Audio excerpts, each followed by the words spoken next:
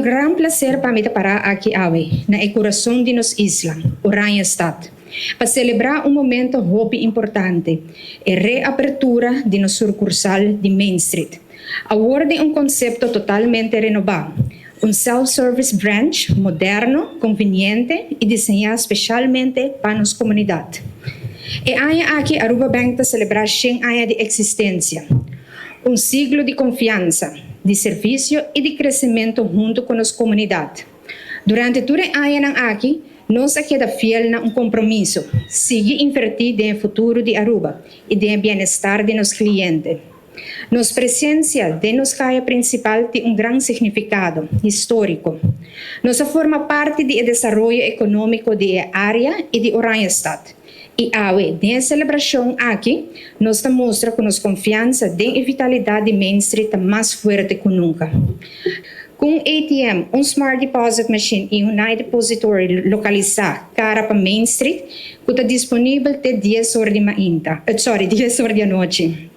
ATM, Smart Deposit Machine e 2 quiosques para serviço imediato, maneira cambia adresse.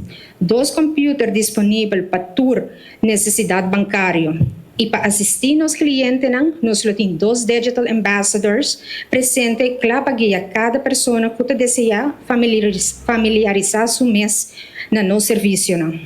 Para nós, de parte do governo, aqui está momento muito bonito, para partner assim importante da nossa economia, nos bancos pioneiros, aqui celebrando 100 anos de existência, a Back de Main Street de Aruba, Back de Caya Betico Croes, para oferecer a nossos clientes dentro do centro da nossa cidade o serviço que sempre a Aruba Bank dá.